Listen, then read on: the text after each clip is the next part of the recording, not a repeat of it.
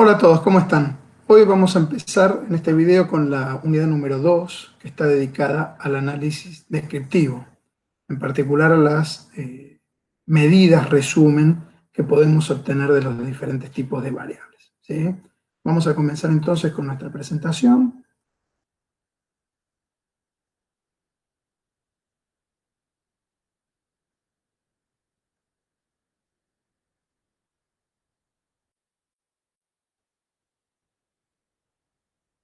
Bien, como les comentaba hace instantes, esta unidad está destinada al análisis descriptivo, ¿sí? En realidad no es que en la unidad 1 no hayamos entrado en lo que llamamos más general estadística descriptiva. Lo hicimos, ¿se acuerdan que entre los objetivos de la estadística teníamos, entre las ramas de la estadística teníamos una de las ramas que era la descriptiva, cuyos objetivos, ¿sí? Objetivo general era explorar, describir un conjunto de datos para poder descifrar, mostrar lo que ellos expresan, ¿sí? Los fenómenos que tienen detrás. Y dijimos que esto se podía hacer de tres maneras, ¿sí? Una primera forma es a través de tablas. En la unidad anterior nosotros vimos cómo hacer tablas de frecuencias, ¿sí? Una segunda forma es a través de gráficos, que también ya vimos en la unidad anterior, ¿sí? Tanto las tablas como los gráficos, vimos que son diferentes según sean los tipos de variables. No es lo mismo, no son iguales las tablas y los gráficos que debemos hacer para variables de tipo categóricas por un lado, que para variables de tipo cuantitativas por otro, ¿sí? Y dentro de las variables cuantitativas tampoco es igual las tablas y gráficos que realizamos para variables de tipo discretas que para variables de tipo continuas, ¿sí? Lo que nos había quedado pendiente, y es el objeto principal de esta segunda unidad, es ver lo que llamamos las medidas estadísticas, ¿sí? O también denominadas medidas resumen, ¿sí? A eso nos vamos a dedicar en esta segunda unidad. Por esto es muy importante rescatar dos conceptos fundamentales, de los más importantes de la estadística, que ya vimos en la unidad número 1. ¿Cuáles son estos dos conceptos? El concepto de parámetro y el concepto de estimador o estadístico, ¿sí? Recordemos que los parámetros eran medidas calculadas en base a los datos de toda una población, ¿sí? Eran cálculos entonces que podíamos hacer si disponíamos de datos de una variable correspondientes a todas las observaciones, a todos los elementos, a todas las unidades estadísticas, ¿sí?, de una población. Pero vimos que esto era poco frecuente. En general nosotros trabajamos o disponemos de muestras, no de datos de toda una población completa, ¿sí?, sino de una parte de la población, ¿sí? Y cuando estas mismas medidas, estos mismos cálculos, los hacíamos sobre datos muestrales, en lugar de llamarlos parámetros, los llamamos estimadores o estadísticos, que son justamente medidas calculadas en base a los datos de una muestra. Las fórmulas son las mismas, la diferencia es sobre quién se aplican, ¿sí? Si los aplicamos sobre los datos de toda una población, los llamamos parámetros. Si los aplicamos sobre datos de una muestra, los llamamos estimadores o estadísticos, ¿sí? Una gran diferencia, una segunda gran diferencia entre unos y otros, es que los parámetros son números, sus resultados, ¿no?, de estas medidas son fijos, ¿sí? Por supuesto, mientras no cambien las características de la población. Quiero decir, supongamos que estamos calculando la edad promedio, ¿sí?, de los alumnos del curso. Mientras no pasemos a otro día por el cual alguno pueda cumplir años, ¿sí?, mientras en este mismo día calculemos la edad promedio de todos los alumnos del curso, ese resultado, el promedio de la edad de todos los alumnos del curso, que es un cálculo, ¿sí?, que podríamos hacer en base a esta población, objeto que serían los alumnos del curso, ¿sí?, va a dar siempre lo mismo, así lo haga yo en este instante, o dentro de 2 o 10 minutos, o dentro de 2 horas, ¿sí? Mientras no pasemos de día o mientras no lleguemos a un día en que alguno de los alumnos del curso cumpla años, ¿sí?, la edad promedio del curso va a seguir siendo la misma. La edad promedio, entonces, es un cálculo que estamos haciendo en base a toda la población de nuestro estudio, que en este caso serían los alumnos del curso, y es un parámetro, es un número fijo, ¿sí? En cambio, si nosotros tomáramos una muestra de los alumnos del curso, elegida al azar, ¿sí?, para tratar de que sea lo más representativa, esa muestra al azar no necesariamente va a ser la misma si vuelvo a tomar una muestra al azar dentro de 10 minutos, o dentro de una hora, o dentro de 3 horas. ¿Por qué? Porque si es realmente al azar, si ha sido seleccionado de esa manera, aleatoriamente, no necesariamente vamos a tener los mismos alumnos elegidos en cada una de todas las muestras posibles que podemos llegar a tomar, ¿sí? Y si no necesariamente van a ser seleccionados los mismos alumnos, la edad promedio de cada una de esas muestras posibles puede ser diferente. Es decir, entonces, que los estimadores o estadísticos, ¿sí?, los cálculos que podemos hacer en base a una muestra, en este ejemplo el promedio, igual que en el ejemplo que vimos antes, ¿no?, pero a diferencia de sobre la población, sobre la muestra, ¿sí?, es una variable. Su resultado puede ser variable, ¿sí?, porque diferentes pueden ser las muestras que podemos tomar de la población, ¿sí?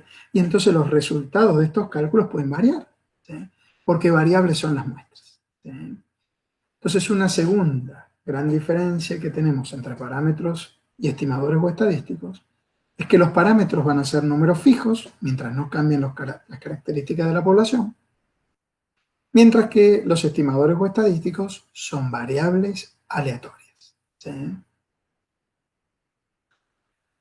Comencemos por ver cuáles son las medidas, ya sean parámetros o estadísticticos, que podemos obtener de distribuciones unidimensionales. Nos referimos en realidad a trabajar con una sola variable, ¿sí? Veamos qué medidas podemos calcular para caracterizar a una sola variable por vez, ¿sí?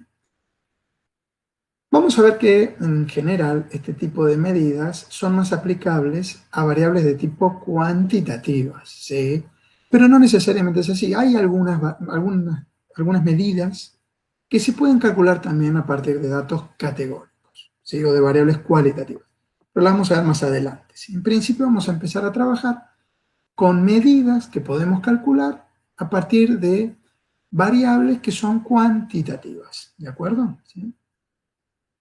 En este sentido, hay tres tipos de medidas que podemos calcular para variables cuantitativas, ¿sí?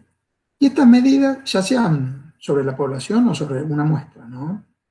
Y estos tipos de medidas son las medidas de posición, las medidas de dispersión y las medidas de forma. ¿A qué me refiero? Las medidas de posición son aquellas que permiten determinar la ubicación de los datos. Aquí dice a lo largo del eje real, a lo largo del eje numérico, ¿sí?, de los números reales. Obvio que si la variable es discreta, no necesariamente son los números reales, ¿sí? A lo que nos queremos referir es que nos permiten identificar cuáles son los valores principales de la variable en la escala de números que tenga esta variable, ¿sí?, que estamos analizando, ¿sí? Por ejemplo, no es lo mismo decir que el curso tiene una edad promedio de 21 años que el curso tiene una edad promedio de 40 años, ¿sí?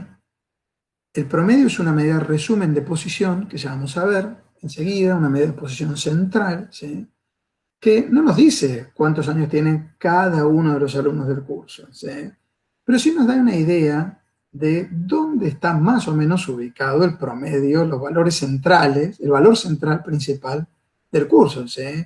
No es lo mismo un curso con edad promedio de 21 años que un curso con edad promedio de 40 años, ¿no? El de 40 años tiene una edad promedio más alta que la edad promedio del curso de 21 años. Y para eso sirven las medidas de posición, para ubicarnos en el nivel, ¿no?, de la escala de la variable. ¿Sí? Fíjense que en este ejemplo que estoy dando, la escala es la misma, se mide en años, ¿sí? Sin embargo, es distinta la posición, ¿sí? Hay un curso con una posición más baja y hay un curso con una posición más alta respecto a la escala de la edad, ¿sí? En el caso de las medidas de dispersión, se refieren al grado de concentración, ¿sí? O dispersión, que es lo opuesto, ¿no? De nuestro conjunto de datos alrededor de las medidas de posición, ¿sí? Si los valores observados de una distribución están muy concentrados alrededor de algún valor central, ¿sí? Vamos a decir que esa medida de posición, ¿sí? Como por ejemplo el promedio, es representativa de todo el conjunto. ¿Por qué? Porque todos los datos, todas las otras observaciones, si están concentradas alrededor de esa medida de posición central, nos quieren decir que están cerca de esa medida de posición central. Y por lo tanto que todos los elementos que estamos observando son parecidos entre sí. Entonces que esa medida de posición central está muy cerca de todas las otras observaciones, que las representa muy bien. Pero si por el contrario, los datos no están muy concentrados alrededor de una medida de posición central, sino que son dispersos, ¿sí? Que la variable es heterogénea, ¿sí? Vamos a decir que la medida de posición central es menos representativa, ¿sí? No tiene mucha representatividad, ¿sí? Entonces, las medidas de dispersión lo que tratan de medir, ¿sí? Justamente, es el grado de homogeneidad, si las observaciones están concentradas alrededor de una medida de posición central, o de heterogeneidad, ¿sí? Cuando las observaciones, perdón, estén alejadas de una medida de posición central, en general, o hablando en términos más generales. Las medidas de dispersión miden la variabilidad, ¿sí? De las observaciones alrededor de alguna medida de posición central. Por último, tenemos las medidas de forma, ¿sí? Son aquellas que nos permiten representar el grado de deformación horizontal, se llama simetría, ¿sí? O el grado de deformación vertical, se la llama kurtosis, de nuestro conjunto de datos, ¿sí? Vamos a ver que la deformación horizontal es cómo se distribuyen las observaciones de una variable alrededor de un eje central, alrededor de una medida de posición central. Si a la izquierda de esa posición central vemos una forma en que se distribuyen los datos, que es igual a la forma en que se distribuyen los datos a la derecha o por encima de esa posición central, vamos a decir que la distribución tiene una forma simétrica, ¿sí? Que no es deforme justamente, sino que tiene una formación simétrica desde el punto de vista horizontal, ¿sí? En cambio, si vemos que eso no ocurre, vamos a decir que la distribución es asimétrica, que no tiene simetría, ¿sí? ¿Se acuerdan que el prefijo a quiere decir sin, ¿sí? Sin simetría, ¿sí? Por otro lado, la kurtosis o deformación vertical hace alusión al grado de puntiagudez que puede llegar a tener una distribución alrededor de los valores centrales de una variable, ¿sí? Si vemos que esta distribución es muy puntiaguda, es decir, que tiene una gran frecuencia alrededor de ese valor central y que luego caen abruptamente las frecuencias para otros valores de la variable, ¿sí? Vamos a decir que la distribución de esa variable es leptocúrtica. Eso significa muy puntiaguda, ¿sí? En cambio, si es una distribución muy achatada, ¿sí? Más de tipo uniforme, ¿sí? Para todos los valores de la variable, vamos a decir que esa distribución es platicúrtica, es decir, achatada, ¿sí? Si tenemos algo intermedio que no llegamos claramente a determinar si es leptocúrtica o platicúrtica, vamos a decir que tiene una distribución mesocúrtica, es decir, de una curtosis media, ¿sí? Eso significa meso, ¿no? Mesocúrtica, o también llamada normal, ¿sí? Que está en el centro, significa, ¿sí? Para comprender mejor estas diferencias entre las medidas de posición, dispersión y forma, analicemos los siguientes gráficos, que son ejemplos. Fíjense, ¿qué diferencias observamos entre las dos distribuciones que acá tenemos como ejemplo suavizadas, ¿sí?, de frecuencias de dos grupos o dos poblaciones o dos muestras diferentes de una misma variable. Estoy hablando de acá, del gráfico de la izquierda, ¿no es cierto? ¿Sí? Y esas dos poblaciones o muestras o grupos, ¿sí?, de una misma variable las vamos a llamar A y B. Es decir, supongamos entonces que tenemos dos grupos de individuos o de elementos en donde hemos observado la misma variable, ¿sí?, pero tenemos diferentes elementos, un grupo A y un grupo B, ¿sí? ¿Qué diferencias vemos aquí entre el grupo A y el grupo B respecto a esta variable? Fíjense que, claramente, el conjunto de elementos del grupo A está agrupado alrededor de un valor central que es 5. ¿Sí? 5 parece ser el valor central de esta distribución, a lo largo de lo cual, ¿sí?, si trazamos un eje, quiero decir, aquí a la altura del 5, un eje central, ¿sí?, podemos ver que a la izquierda del 5 o a la derecha del 5, ¿sí?, la distribución de frecuencias es la misma, ¿sí? O sea que por el lado de la forma, esta distribución de frecuencias del grupo A es simétrica, ¿sí?, alrededor del eje este central que podríamos trazar alrededor del 5. ¿Sí? En cambio, en el grupo B, el eje central parece estar alrededor del valor 10. ¿Sí? Fíjense entonces que si bien el grupo B también tiene una distribución simétrica alrededor del 10, es igual la forma en que caen las frecuencias por encima del 10 que por debajo del 10, las dos son distribuciones perfectamente simétricas en este ejemplo, tienen una diferencia básica entre las dos, que es la posición central, ¿no? Comparten valores de la variable. Fíjense que hay valores que llegan a 5 en el grupo B, pero en el grupo A 5 es el valor principal, ¿sí?, el valor central. Hay muchas observaciones que tienen valor alrededor de 5. En cambio, en el grupo B solamente uno. Ahora, entre 5 y 10 comparten más o menos la misma cantidad de observaciones, ¿no?, evaluando las frecuencias que tienen, ¿no? O sea que comparten valores, ¿sí? Ahora, más allá de 10, en el grupo A no hay observaciones. En cambio, en el grupo B sí. O sea que lo que difieren el grupo A del B respecto de esta variable es la posición. No solamente la posición central, que está claro que el grupo A está ubicado alrededor del valor 5 y el grupo B alrededor del 10, sino también el resto de la posición de cada distribución, ¿no? El grupo B tiene como máximo el valor 15, en cambio el grupo A tiene un máximo en 10. El grupo B tiene un mínimo en 5, en cambio el grupo A tiene un mínimo en 0. ¿Sí? ¿En qué difieren entonces estos dos grupos? Porque la forma es igual, ¿no?, de las dos distribuciones. La dispersión también parece ser igual. Fíjense que alrededor del 5, el grado de concentración es igual que el que vemos alrededor del 10 en la distribución del grupo B. Ya que estas dos distribuciones no varían ni en dispersión alrededor de su valor central, ni en forma, ¿no? Las dos son igual de puntiagudas, las dos son igual de simétricas, ¿sí? ¿En qué están difiriendo? En la posición. Claramente, A está en una posición menor en el eje de la escala de la variable que el grupo B. ¿Sí? El grupo B tiene valores observados más altos que el grupo A. ¿Sí? Entonces, en lo que difieren A y B es claramente en la posición. ¿Sí? El grupo B tiene una posición más alta que el grupo A.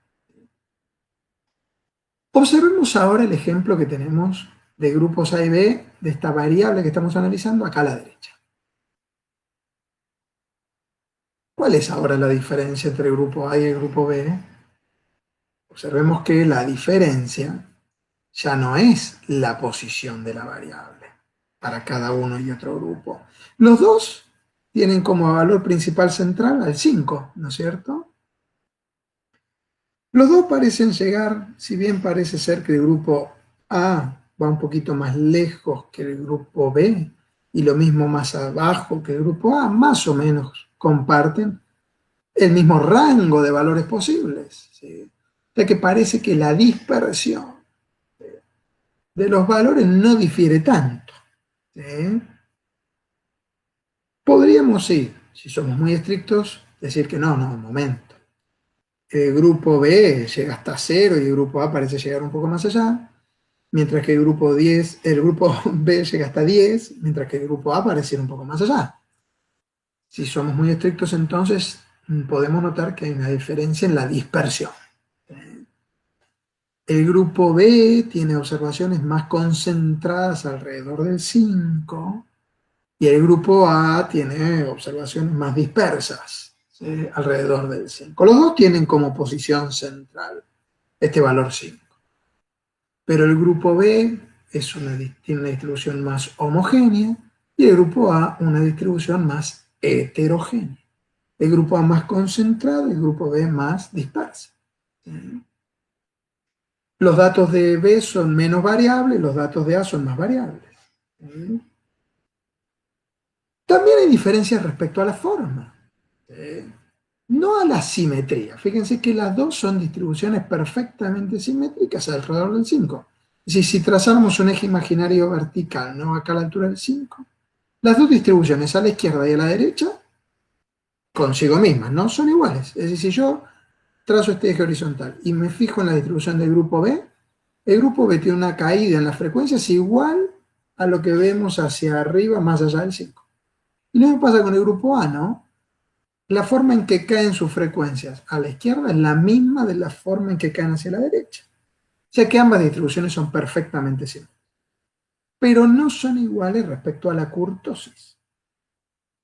El grupo A tiene una distribución más achatada o platicúrtica que el grupo B, que parece tener una distribución más puntiaguda o leptocúrtica. ¿Sí? Muy bien. Vamos a empezar a analizar a continuación las medidas de posición. Nos vamos a focalizar entonces en la medida de posición. Y vamos a ver que hay dos medidas de posición o también llamadas medidas de tendencia. Medidas de posición central por un lado y medidas de posición no central por otro lado. Las medidas de posición central justamente tratan de captar cuáles son los valores que están en el centro de la distribución. ¿Sí? En los ejemplos anteriores serían este 5, por ejemplo, acá, en este caso este 5 y este 10. ¿Sí? Las principales medidas de posición central, o las que vamos a ver en este curso, nosotros hay más, ¿sí? Hay más. Son media aritmética, mediana y modo. ¿Sí? Ya vamos a ver las diferencias. En cambio, las medidas de posición o tendencia no central son aquellas que tratan de captar cuáles son los valores que están más alejados, ¿sí? O que dividen en partes diferentes a la distribución, ¿sí? Un ejemplo muy básico son el mínimo y el máximo. Fíjense que, por ejemplo, en la distribución del grupo A, en este gráfico, el mínimo es 0, en cambio el grupo B es 5. No tienen igual mínimo. ¿No? El máximo es otro ejemplo de medida de posición no central. ¿Sí? En el grupo A el máximo aquí es 10 y en el grupo B es 15. No son valores centrales, los valores centrales eran 5 y 10. ¿Sí? Son valores no centrales, alejados de la distribución. ¿Sí? No necesariamente tienen que ser los extremos, como el mínimo y el máximo. Si ya vamos a ver medidas de posición no central, como son los cuantiles, que son cuartiles, deciles y percentiles, que son formas, medidas, mejor dicho, que tenemos para dividir a la distribución en distintas partes. ¿Sí? También son entonces medidas de posición no central. ¿Sí? Vamos a empezar en la próxima clase, entonces, en el próximo video, ¿sí? Con la primera medida de posición central, que es la media aritmética o más vulgarmente conocida como el promedio. ¿Sí? Bien, pero lo vamos a dejar entonces para la próxima clase. ¿Sí? Seguimos entonces en el video que sigue de la unidad 2, en donde vamos a empezar con las medidas de posición central. ¿Sí? Hasta el próximo video.